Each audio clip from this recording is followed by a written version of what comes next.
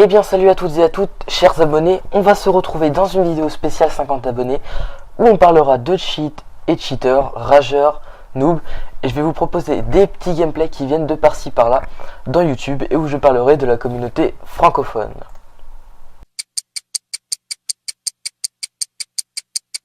Les cheaters sont des personnes qui mettent des hacks comme le radar toujours actif, munitions infinies, bombardier furtif infini, et je pourrais en citer d'autres. Pourquoi ? Car soit ils ont un niveau trop faible et ça peut les aider à gagner de l'XP, ou pour faire une grosse série comme la mock de Modern Warfare 3. Il y a aussi ceux qui jouent avec les cheats, car la catégorie des noobs les empêche de faire un score à peu près potable.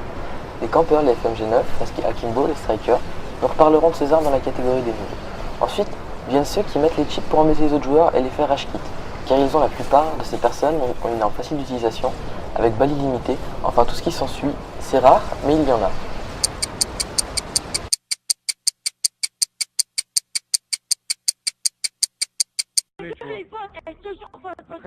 Votez, vous ne touchez plus vous la mettre là. Putain, mais ça fait les grosses là. Je vous fais un peu cracher là. La plupart des personnes vont se sentir concernées car cette catégorie est des plus fréquentes à cause des campeurs, des cheaters ou une personne énervante sur le live. Et les personnes qui ne savent pas trop jouer s'énervent très vite quand quelque chose ne les plaise pas, comme un cheater ou un campeur. Ça les énerve et ils quittent. Mais le problème, c'est que quand cette personne peut être l'hôte de la partie, ce qui peut s'avérer extrêmement agaçant quand on est en pleine série. Il est fou.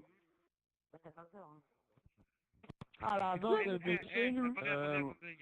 Les trickshots c'est pas un 3-6 hein. Eh les gars, attends je vais prendre quoi comme Ça arme. me casse les couilles, ça fait quoi. C'est pas niquer là.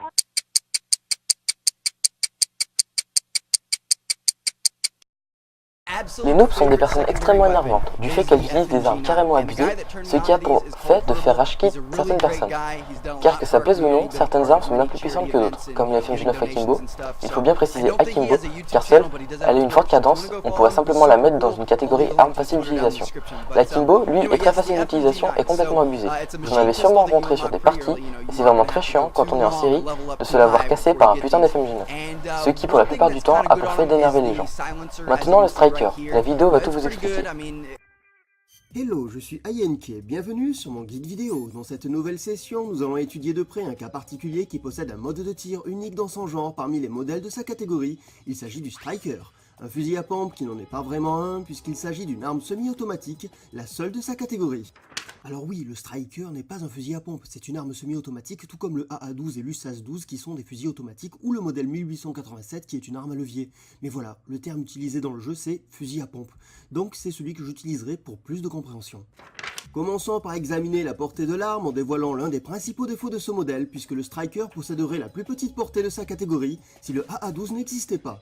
Néanmoins, grâce à sa principale qualité, notre fusil à pompe contrebalance efficacement ce défaut puisqu'il est capable de tirer ses cartouches les unes à la suite des autres, ce qui en fait le fusil à pompe le plus rapide juste derrière le AA-12.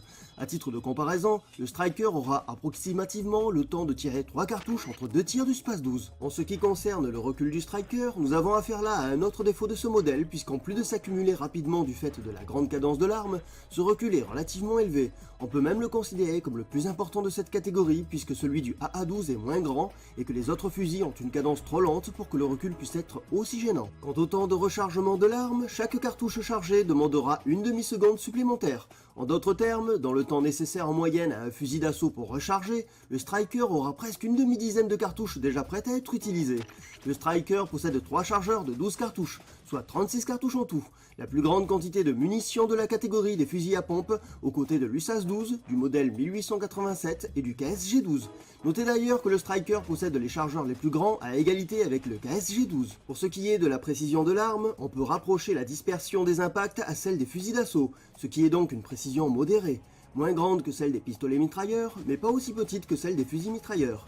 Notez à ce propos que dans Modern Warfare 3, le fait de viser avec un fusil à pompe n'améliore aucunement la dispersion des balles dans le meilleur des cas, et dans le pire des cas, viser avant de tirer peut annuler en partie les effets de l'atout visé solide. Voilà un détail à ne pas négliger.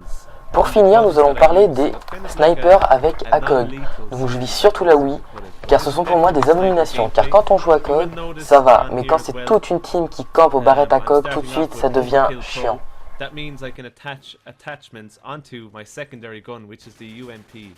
So if I get in close quarter battles, I'm gonna pull out the UMP, like here, like I did just there, to take out a couple of people, and then I'm gonna go back sniping. So that is my style of sniping.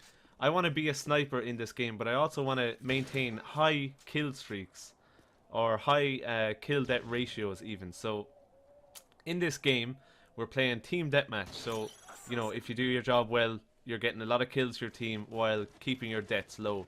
So that's the objective of the game. So I'm not going to do too many trick shots or anything like that. I'm not going to like jump off a building doing a 360 trying to hit a no scope or something like that. I want to play Et donc voilà, ça sera tout pour cette vidéo, 50 abonnés. Donc je remercie ceux qui me suivent et ceux qui me regardent en ce moment même. Donc j'espère que cette vidéo vous aura plu. Dites-moi dans les commentaires si elle vous plaît ou pas. Si je devrais en faire de temps en temps, comme ça. Donc merci, mettez un petit j'aime pour le travail et n'hésitez pas à commenter. Abonnez-vous à ma chaîne, ça me fait toujours plaisir.